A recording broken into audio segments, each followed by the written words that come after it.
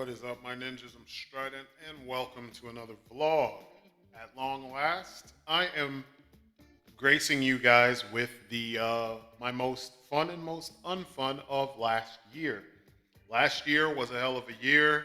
It ended in a very stressful manner, so I have been waiting to have the opportunity to jump back into my happy place, and I'm hoping that it stays that way for a while so that I can properly recover. Because, man, a lot has been going on. Rest in peace, Prime. Um, but yeah, we're here.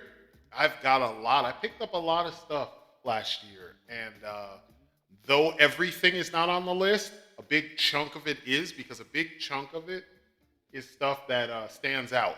So I figure, you've seen reviews of a lot of this stuff from other people. So you're going to get a taste of my feelings on those things. And there were a decent amount of things that I didn't like that I'm going to give you my thoughts on. Now we've got a whole lot to get through, so as per the usual, we are going to knuckle up and we're going to start out with all the shit first. And for those who are unfamiliar with how I do things, these lists are based on what I got in 2023, not the year that you're watching this. So sit back, relax, get something to eat, drink, and let's go on this ride.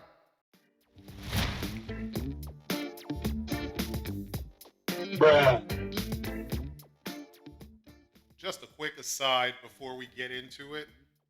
These figures don't suck 100%, but they have things about them that make them unfun. So if you see something on here that you thought was amazing and super awesome, it may still be awesome to you. But for me, I need these figures to do a little bit more because I have higher expectations of certain figures based on the price tag and also based on the hype that surrounds them when it comes to other collectors. I don't base my purchases off of other collectors, but you'll see some figures on here that other collectors have said are, cream of the fucking crop, and they can't do very basic things. So anyway, here we go. Let's start with the least offensive of the bunch, and we'll start with the Mafex Huntress. I had high hopes for the figure. She looks awesome, but she has some very annoying engineering issues, like the elbow. That's her full bend. The wrists, they sucked, so I had to replace them using Joy Toy wrists to get a full range of motion where the hand doesn't fall off. That's just unacceptable for a figure that costs over $100. So she's starting out my unfuns. Beautiful figure though. Bruh. Cosmic Legions. I am a fan of what the Four Horsemen have done for the toy industry, but I feel like everything that they make, it is so hyped up and overhyped that you get pumped, and the designs are good. They're worthy of the praise. But then the end result is always lacking something basic that could have put this thing up higher. And I always feel this sense of disappointment where, I want to play with the figure and I play with it for a little bit and then there's just not much to it. You know what I mean? Or it does the same things, like the same type of weapons, different look as in coat of paint, but the functions are still the same. And that gets on my nerves. Like, this guy's awesome, but he's a foot soldier with an awesome design and there's several versions of him, but he's $50. And then you look at Ziri, who you're gonna see next. She's amazing. She's got all this character to her, and she's also $50, but she's half the size of the other guys. And like, it just feels weird, you know what I mean? Like, you're paying so much for these figures, so much, and I get they're quote unquote by an independent company that's pretty damn huge at this point. But then you have him who was $70 and he feels worth it. He's not part of this overarching thing because I've had so much fun with him. If anything, of all of them, I've played with him the most, and then Ziri is a close second. Lil Strydent got one of those guards as well, the Tusks, or TU5CCS or SCC or whatever they're called. He got one too. He got the exclusive one. and he doesn't really play with it. You know, he got it and played with it initially, and then it's just like there's something about them that doesn't feel like it's worthy of the price. And it feels like they utilize the concept of being an independent um, company, quote unquote, or a small company, because they're technically, like on the books, they're smaller than Mattel and smaller than Hasbro, kind of as a shield to allow them to charge these high prices. And because customizers tend to love these figures, um, they just get this. I feel like it's an unearned rap. You know what I mean? Some of the figures are worthy of it, but the whole line is not. And the same goes for Mythic Legions. And I don't know. I'm constantly wrestling with this because I love the designs, but that's why they're on the end side of this list.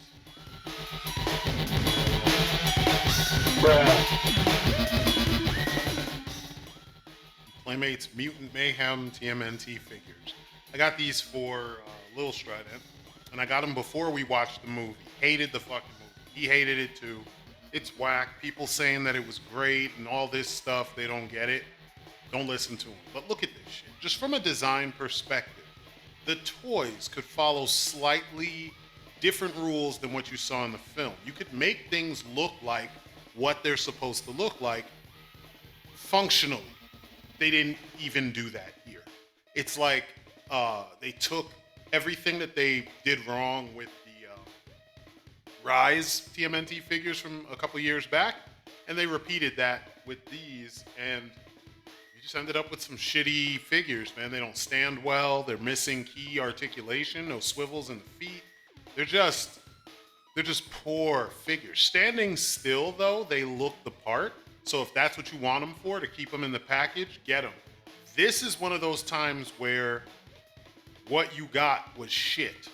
You know what I mean? Like, it was shit for the most part, with the exception of just the visual aesthetic. Just looking at them, they look like the cartoon. That's the only thing Playmates did correctly.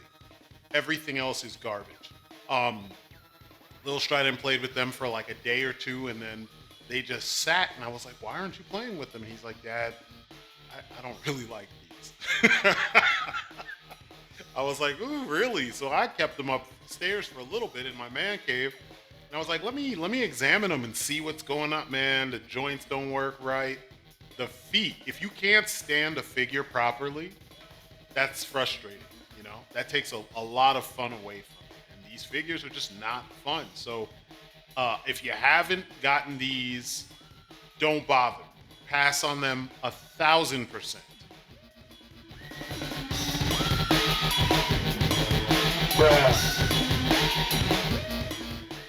All right, let's keep with the Ninja Turtle stuff. The NECA Last Ronin Michelangelo. Or I guess we should just call him the Last Ronin. The figure looks amazing. NECA has it down by now with the look of the turtles, but he has issues with articulation. He has issues with like range of motion. He's not bulky enough in the body to represent, the turtles and everything the way that they look in the comic. He seemed too tall. And he doesn't hold his weapons particularly well. Not all the weapons, at least. So, that's a big thing for me. And with the amount of Ninja Turtle stuff that NECA has been putting out, these issues shouldn't exist. It's almost as if they went for sculpt over everything else, which, it's kind of on brand for NECA in some cases, but usually with the Turtles, playability goes hand in hand with the sculpt and the accuracy of whatever they're trying to reference. So that's where they let me down. Look the part, but playing with him is a problem. So he makes the list.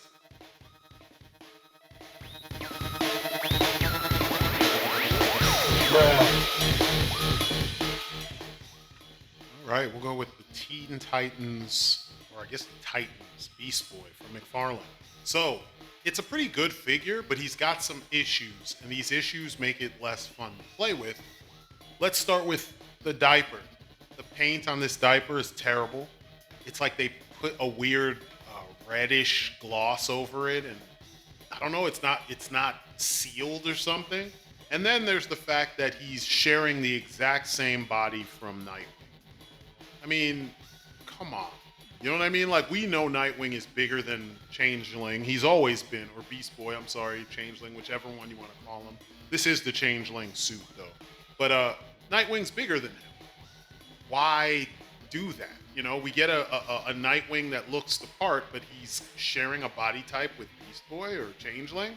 It's just a fail on a lot of levels. And the fact that I think he wasn't he a gold label or something like that? He was one of the ones you had to search for in order to have regular Beast Boy, Changeling, and then have the updated Build-A-Figure version of him. It just was a hassle to get a very mediocre figure. And I think, if we're being fair, because McFarlane's been shitting the bed a lot lately, making weird choices that are very Hasbro-like, this might be where that shit started to happen and he started to go downhill. So for that, he makes the list.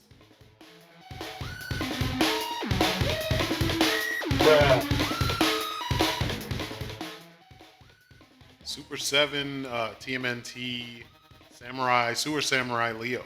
So you're noticing a theme. Last year was very Ninja Turtle centric for me because, like I said, it's a stressful year. The Turtles have been like comfort food for me because when I want to say, in my early years of becoming a collector, toy aficionado, and whatnot, I spent a big chunk of my childhood collecting the Turtles. So when it comes to that nostalgic feeling, the Turtles are where I get that, you know, or as close to it as I get. This figure, looking at him, he's pretty on point, man. They even improved some things with the looks of the figure, but it's engineering and build quality, which again, this is where the Horsemen, they sculpted the figure. This is where I got to get on them. It's 2023. Well, it's 2024. But in 2023, you're making a figure that looks this good and is this updated. And you don't give them the updated joints so that they can hold their weapon with two hands, you know, gracefully, you know, properly. Like, he can do it, but it's really stiff and it feels like you're kind of pushing it. And then on top of that, the build quality of the figure is just all over the fucking place. He's got wobbly legs. You see here, you look at his other hand. It's open because he can't quite hold the thing. But when I tried to change his hands, the fucking wrist broke. And other people talked about all these issues. And no, just absolutely fucking not. That shouldn't be the case, especially with how good the regular Turtles are. So yeah, this makes the list. And it's pretty high up technically because we're getting towards the end. Bruh. And yeah, you're going to be surprised. I can hear people yelling. It's the Jim Lawson style TMNT from NECA. That 4-pack that was, I want to say, $150. Absolutely no. Absolutely fucking no. These figures look the part again, just like the last Ronin. And for that, I'm grateful. I love them. Trevor, you and your team did the Lord's work. But the number one, the price tag, $150 for these basic ass turtles. They're the same figure. They're 100% the exact same figure. Just one of them has double strap. That's it. All the hands, they don't all come with at least 2 pairs of hands. There's just like the hands that they all come with, which are, I want to say, holding things hands. And then there's about 5 or 6 hands that they have to share amongst the 4 of them. And then you get an extra arm, a hood for Michelangelo, and then, or Raphael, I think it is. The extra arm has a bandage on it. And then you have the buzzsaws and extra headbands, like tassels for their headbands. That's it. No character cards. I hate those, but I'm just saying, nothing else. No extra weapons, like other weapons that they may have used that are ninja weapons. No alternate heads. You know, they did have some goofy expressions back in the day, and even the Super 7 ones came with other heads. They don't all come with alternate hands so that they could all do the same, you know, gestures. It's just a whole lot of no for $150. Meanwhile, every other, I bought, I want to say 3 sets of the 4 turtles over the last 2 years. And every time I did it, I spent less than $100, or I spent exactly $100, and I got way more in the package. Shit, one Super 7 standard Ninja Turtle comes with way more than this whole 4-pack. There's a switch that's been happening with cost, and it's frustrating because, there are times where you do get your money's worth, and it's worth it. You know what I mean? And you feel it, you have fun because you have options, unless you're neurotic like the one dude on Toy Galaxy and some of those other, Geek Dad Life, some of those places where it's just like they're selling neuroses, or neurosis.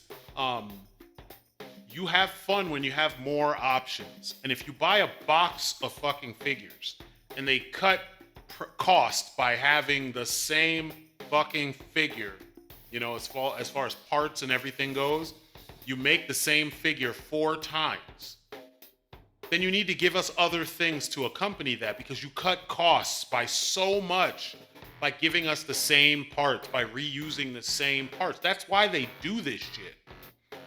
It's like Hasbro kind of trained a lot of people to accept mediocrity, and now because that same approach is being used with better results, you guys still don't see where there's a problem with this.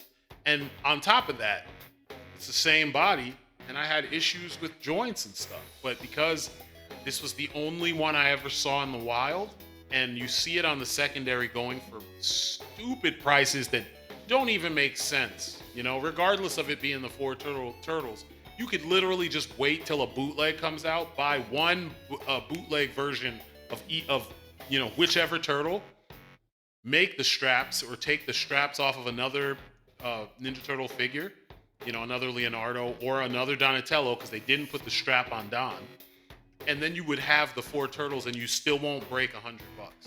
You know what I mean? Like, this is too much, and it's too much in the wrong direction, and it rubbed me the wrong way. I felt, good when I found them, and I was like, shit, I found them, and I showed ODC, and we were both like, yeah, these are dope. But then we got another set, another bunch of figures, and it made us realize how much these fall short. And that's why they make the list. They're literally my number 2. And the number 1 is not, it shouldn't surprise you if you guys are paying attention. And now for my most unfun figure, bro, of 2023. I honestly don't know how any of you guys would have been surprised, but here it is. This was the worst figure of last year for me.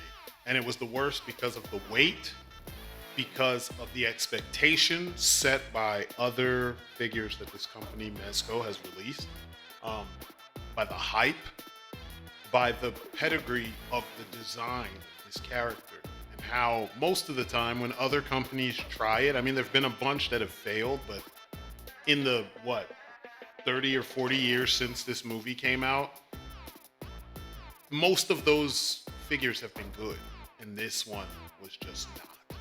It literally was the final nail in the coffin for me, on top of all the other bullshit from Mezco, to make me finally just be like, I'm done with Mezco. I'm not paying for their overpriced bullshit. To save my money and get quality figures that don't make me, where I don't have to wait 3.5 years with no communication to get a fucking, a turd in a really shiny box. You know what I'm saying? So Batman 89 from Mezco was number 1.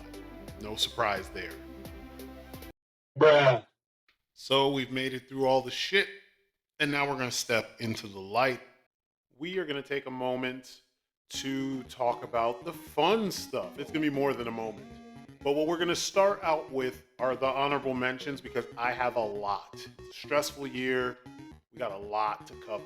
So you saw Leo previously, and I'm going to have him here in honorable mentions because even though the figure wasn't fully up to snuff, it was still a fun figure that, it's a little nostalgic for me, and you know how I am nostalgic. Joy Toys Shintian Mecha. Or is it Shin-Tien? It's like a steel god. It's dope.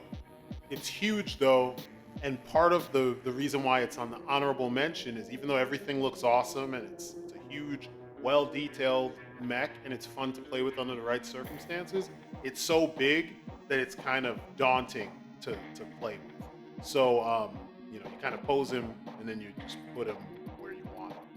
So, yeah, that's why he ends up where this ends up where it is on the list. As honorable mention. I bought a ton of McFarlane stuff, and the McFarlane Titans Wave was one of those things. I loved it. Um, I don't play with everybody, and it's because there's little bits and pieces. I think that Miss Roth here, Raven, she fares the best out of the bunch. The sculpt, everything, the design is beautiful. Then he's second best, Speedy or Arsenal. Um, these guys are all cool. It's just that there's like little things missing from all of them, like her wearing all black and gray. You know, put some color on there. You know, I know she's tough, and I know they did this later on, but you can still add some color. He was the weakest link for me because there's not much about him that stands out, and because he shares parts with Nightwing. Nightwing is cool, but then they fucked it up by not giving him holding things hand. So I play with him because he looks like what I think about when I think of Nightwing, but you know, those hands not being able to hold the Eskrima sticks, that pisses me off. You know, I have a fix, but you know, we shouldn't have to, and that's why they're honorable mentions and not, you know, like on the most fun portion fully. This Build-A-Figure is awesome. It's huge and colorful. I love it. Blue Beetle Wave. Now this is a quality wave, quality figures, quality sculpts, and yeah, the fact that you had to buy two of the main characters what puts them as honorable mention and not as you know, straight up most fun. This Page Puncher's Villain Wave. I love it because it gave me a new Heat Wave and a new Captain Cold, which I haven't had in so long. It gave us a really badass, possibly the most badass version of Ocean Master that I think we've ever gotten. And then it definitely gave us the most badass Black Manta. It almost looks like Devil Ray from Justice League Unlimited. But they're all awesome. I didn't get Grodd because I already have the Grodd from Injustice. I didn't really feel like I needed it. But these guys were amazing, well done. You know, an example of what McFarlane can really do when they put their minds to it. Marvel Select. I got a bunch of selects last year, and all of them were really good, with Iron Man and Silver Centurion and Apocalypse being the best of the bunch. I don't hear people talk about them enough, but they need some love. Super 7 Mondo Gecko. Now, Mondo Gecko was one of my favorite figures as a child. I actually still have the original one. I had to rebuy him because of the Purge, but I did. My family got me the NECA version from the cartoon, and I always wanted one that looked like the original but was posable, and Super 7 delivered. Now, if only they could do a Santo Luco style one, and then I'm done with Mondo Gecko. I don't need any more. But yeah, this figure's dope. Everything I wanted him to do, he can do. So I have no complaints. I don't want anything else from him. I don't really have any criticisms. This hits the nail right on the head, 100%. Makes me feel like a little kid every time I look at the dude. So, you know, it's exactly what it set out to do. So good job to the Horseman. Good job, Super 7. And yeah, we're starting things off on a positive note. Animal Warriors of the Kingdom, Lexion. This is my first of that line. I got a couple for Little Strydent, and I met these guys at PowerCon, and they were pretty awesome. And the line is awesome. The figures are stellar, even if you get just one without any gear or anything like that. They make for cool, like, you know, anthropomorphized fighters that fit in really well with what Mattel is currently doing with He-Man stuff, as well as the Super 7 or the Mattel Thundercats stuff. Either either generation, the new stuff from 2011 or the more retro classic stuff. But yeah, I like these guys. It's really posable, really fun, really simple and straightforward. I'm still having fun with them. So yeah, he makes the list. This one here is weird. I know you've already seen them, but Cosmic Legions, um, Kragnar. I think that's his name, Kragnar, and Ziri. Um, so this line so far has been a mixed bag for me. Initially, I was blown away by all the looks of the initial characters. I was blown away by the reveals for the forthcoming characters. And then I got these guys in hand. I have more than just this, as I showed in the other pictures. But these two stick out as the ones that I've had the most fun with, whereas the others are just meh. And I find that that is the case for me with a lot of the Four Horsemen's figures. The like their own figures, you know what I mean? Their original IPs. It's like, from a visual standpoint, they kick the shit out of everybody else. But then from the engineering standpoint and the actual, play factor, fun factor, they struggle because they're geared more towards customizers and people who paint and change the figure, customize the figure and then put it up on a shelf and that's it. But they're designed with less articulation so you could play with them and not risk breaking things. But it almost feels like their design philosophies are at odds with each other. You have an armature or a framework designed for play, but then you have a system in which that you are gearing everything towards customization and not play. Customization and display. For me, I want to play with the figure.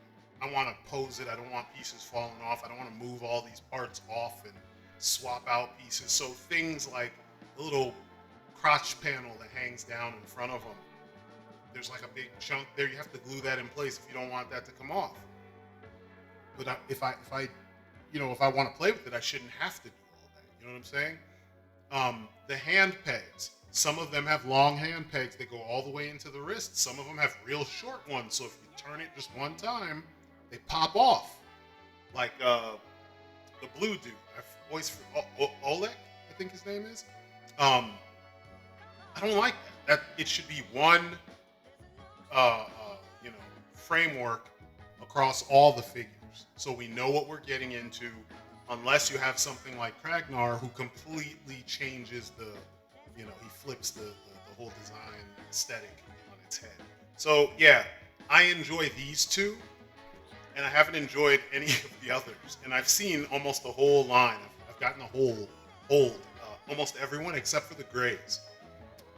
So yeah, they make it on the list, and hopefully down the line, one of these will pop up that will really wow me. I can play with it, and I can, display it and enjoy it all the way. So we're doing something a little different.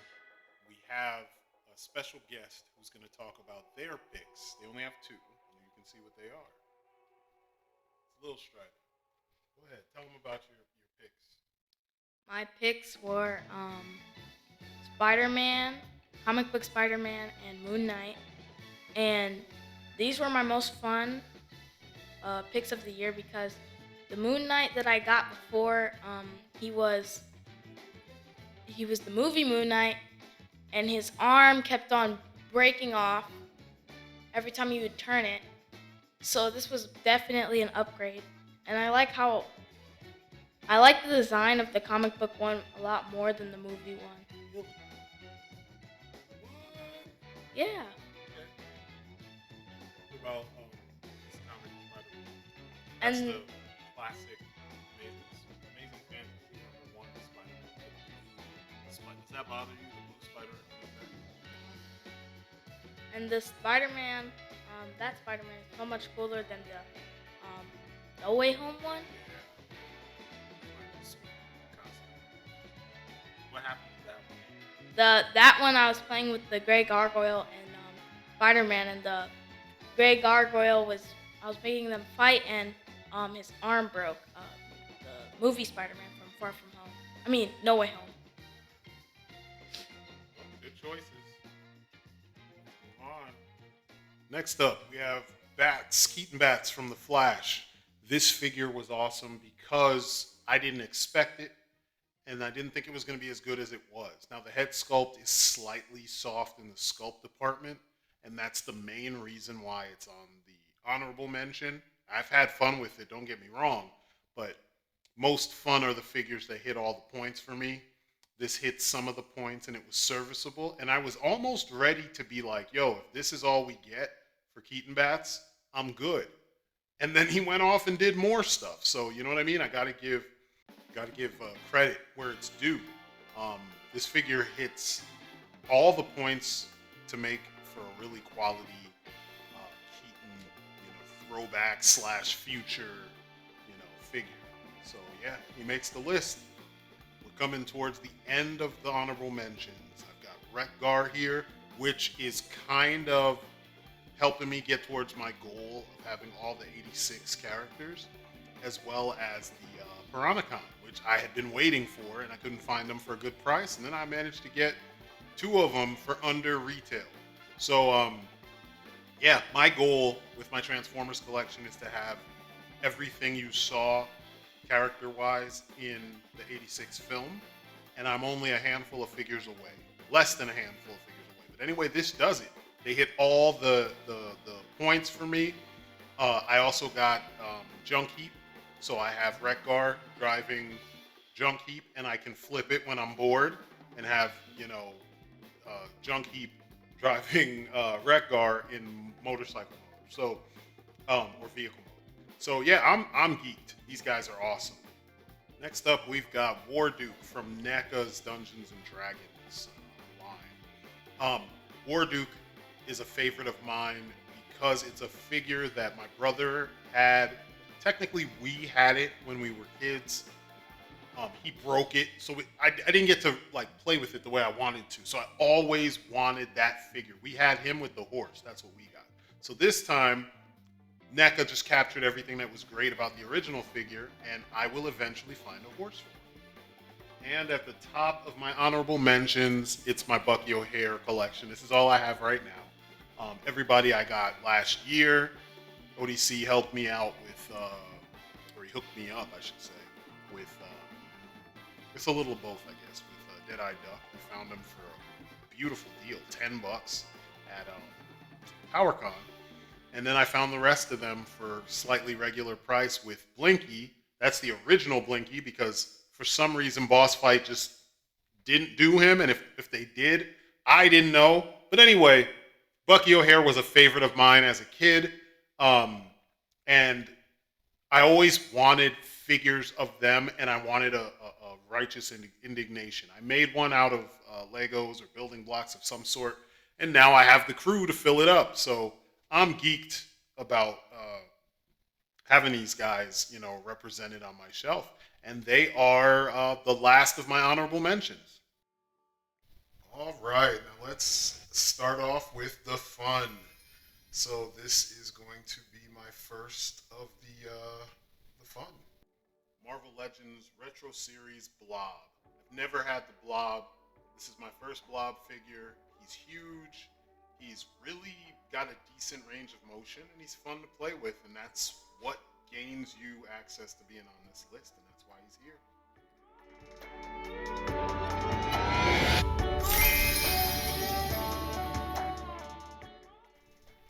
Number 15, the Joy Toy Dual Pilot Mech. I like mechs. This was one of the two I got last year, and it's a lot of fun to play with. So I made the list.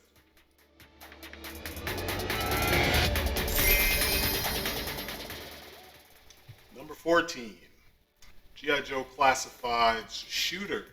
I like Shooter.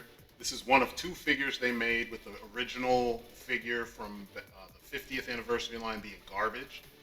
And this one's pretty serviceable, and I have fun posing her, and she's really good at holding sniper rifles, as well she should be. So she's really fun, and she, earned her place on the list.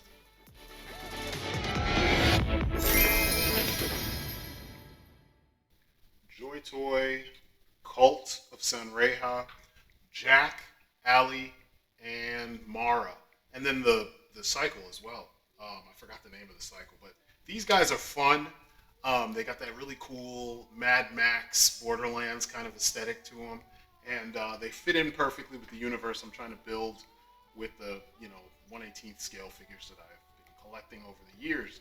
I really like how colorful they are, and when you can pick up a figure and start coming up with a story just based on how they look, how they interact with their weapons and other things, that means the company making the figures, the manufacturers, the designers, they've done their job. And these guys, they have that effect on me in spades.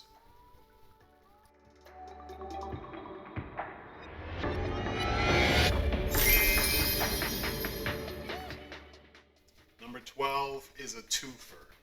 So one half, we have the Aquaman movie wave, which is a lot of fun.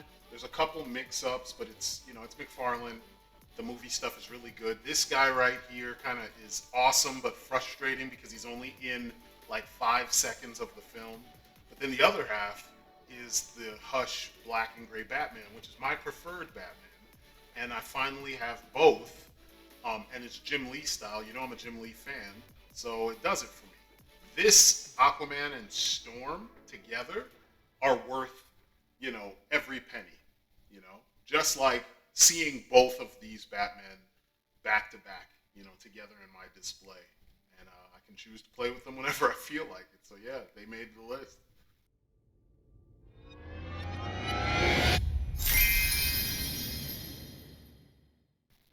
Number 11 is the feral Yautja from Prey.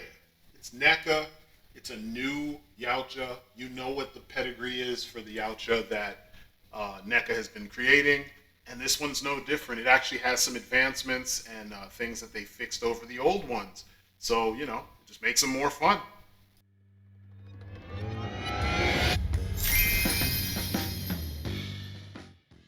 Number 10, Bodhi's going to be real happy with me on this one. These are the Tau from Joy Toy from their Warhammer line.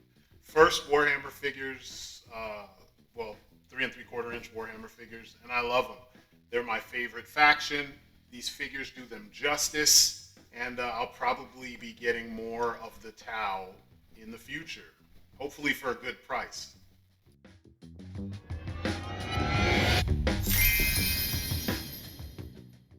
Number 9 is more Joy Toy goodness. This is the Corvus Belli, Duroc, and Margot figures from Infinity. I'm not a fan of tabletop games, but I love the designs. I've always respected the designs. They always draw me in, and this was one of the ones that did. Years prior, you saw me review the Fortnite Jazzwares Dire and Fable, and these two are like the upgraded version of them in my eyes. And they put those two to shame. But this, I was wondering what was the big deal with the Infinity line? Why are they so expensive? What is the difference between these figures, the designs, and the old Joy Toy stuff? Well, look at them. The designs are more along the lines of things I would do. They're pushing, detail, and they're pushing some of the articulation and the size of the characters. You see how small Margot is, which is your standard female for Joy Toy. She's got like lots of detail, and beautiful paint. But Duroc over here, I didn't realize before getting him just how big this figure is. He's McFarlane figure big. And that's why this thing has such a high price tag, but it's worth every damn penny.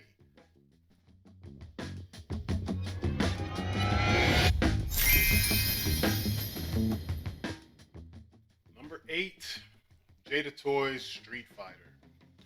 The whole line is amazing so far, everything they've done. I don't see anything changing for the worse. They essentially are picking up the torch where Soda left off, and they're just taking what was set before them, and they're just blowing that out of the water with advancements that make sense, and they're putting a lot of other higher end lines to shame.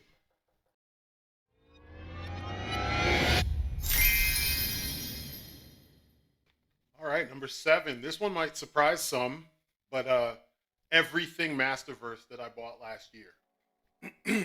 All these figures, this line, it's like impeccably fun. It represents the cartoon really well. But the fact that it's building on the classic line, they're just knocking that shit out of the box.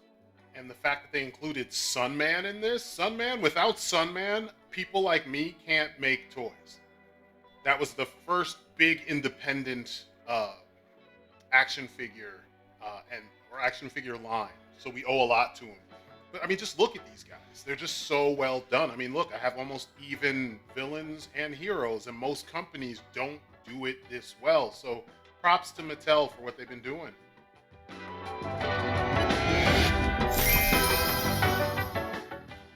And number 6 is Valaverse. Everything Valaverse I got. Essentially, the majority of my Valaverse collection, with the exception of 2 figures that aren't even pictured here, I got last year. Bobby Vala has been knocking this shit out of the park. Yes, the guy's arrogant, but you can't deny that, what he's doing works. The aesthetic that he's trying to go for, it works. It's modern military. There's realism in the weapons. There's a dose of sci-fi in some of the enemies, but there's just badassery all throughout. And then the engineering of the figures is so consistently good and well thought out. It's essentially everything that's wrong with the classifieds is right with this line. The only thing this line lacks, and I've said it before, is it doesn't have the same amount of sheer characters. And when I say character, I don't just mean bodies.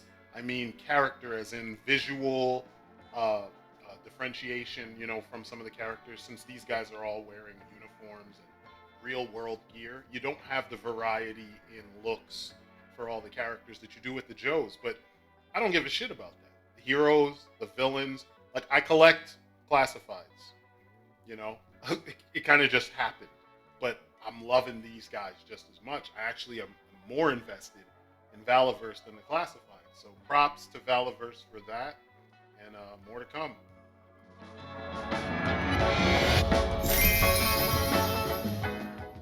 Now for the top 5. This should surprise no one. Santaluco style TMNT from the Loyal Subjects, the best action line. These guys are just masterfully done. I play with them so much. I've customized Leo. Shredder. I've customized Shredder too. These guys just have, just so much character to them, and style, and they're just fun to play with. And that's the way it's supposed to be. And this was a dream come true for me because this style is my favorite of all the looks for the Turtles, and I finally have them in toy form. So I'm super happy about that.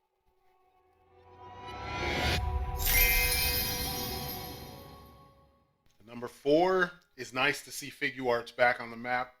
I've got 2 Spider-Man from them. I've got the Toy Spider-Man and the Amazing Spider-Man 2 Andrew Garfield version. Toy Spider-Man is my favorite Spider-Man of probably next to the original. It's my second favorite of all time. The figure is amazing.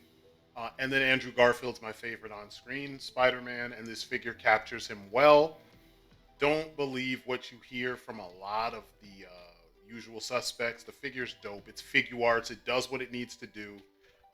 If you find him for a good price, either of them, you won't be disappointed.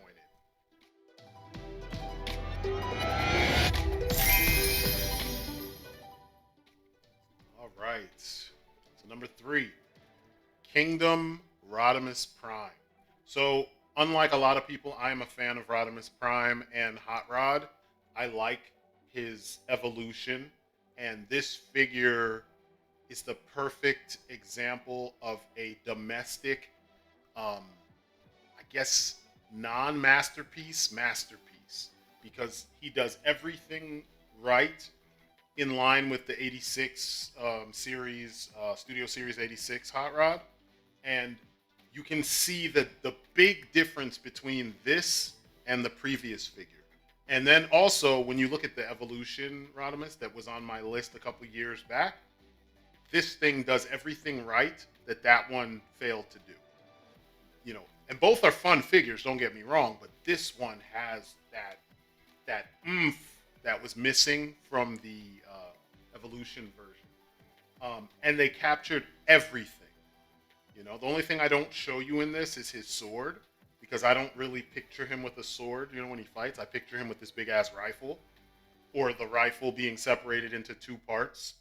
Like the Target Master version of not Rodimus Prime, but Hot Rod. But overall, this thing is awesome, and it put me one step closer to having my perfect '86 series Transformers collection.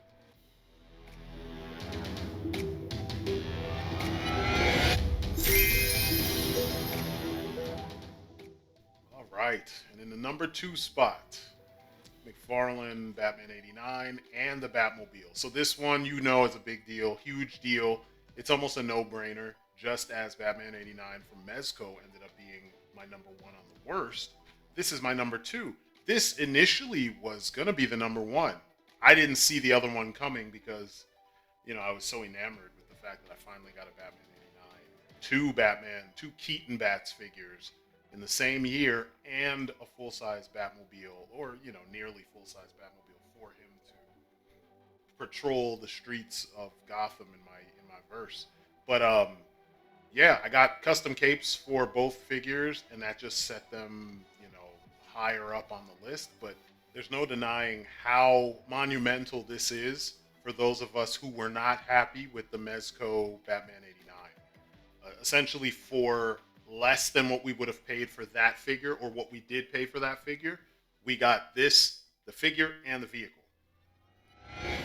And now my pick for the number 1 most fun figure of 2023 for me is the Nada Studio martial artist, aka Wukong. This figure kind of sent me down a rabbit hole of these mythologically based, Eastern kind of feeling characters that just, they suit my fancy. I am a martial artist, lifelong martial artist. I started way back when, 4 or 5 years old, and I've been watching kung fu movies, trying to imitate them and learning the actual philosophy and the physical movements for a long time. Monkey style always intrigued me. I couldn't do it. But Monkey the character, such a dope character. Essentially, he is the catalyst for Dragon Ball. This figure is so well done, and it encapsulates everything, personality-wise about the character. There's a few things I wish they had done, but you can still get these things. Like, he doesn't come with a bunch of extra heads and all that stuff, but they do make extra heads, an upgrade set, and extra effects and things like that. And I might be hunting for those in the following year. But I love this guy. The weapons, the paint on the weapons, the subtle paint on his body, the little fur on his arms and his legs. Like, if you pull up his pants, you can see on his ankles and even on his thigh through the hole right there, you can see that there's fur on this, base body. And then, it just, I don't know, man. And then that face, man, they did such a good job. Look at that face. Look at that face. It's mischievous, but at the same time, he doesn't look evil. I would have liked the option to have that evil-looking monkey head, but from the movie, I want to say it was one of the last movies or second to last movies that came out. Not the one where Donnie Yen played him, but there was another actor. I think it was Andy On. I could be wrong, or it was the dude who played Wong Fei Hong. I can't remember his name. But anyway, this is my number 1. And that brings us to the end. Thank you guys for watching and listening and just rocking with me this long. I hope you guys enjoyed my list. This was a big one. Last year was a hell of a year. I needed a lot of this to get over a lot of things that were going on. And it's nice to retreat to the happy place and still have cool stuff. A lot of these figures I didn't even get to really experience until just a month or so ago. So doing this list was nice for me to go and recap, because usually I'm not that guy. I don't stockpile my action figures and play with them, look at them months later. But it's been very busy and very emotionally taxing. So finally getting to come back to these guys, it's just been nice. And then to have this level of figure, and it's kind of funny because last year wasn't the Ninja was my top figure. and that was from V Toys, and now you have Nada Studio doing the same thing. But anyway, thank you for watching. Thank you for listening. I hope this year brings us some more bangers. And that's it for me. You guys have been great. Peace outside.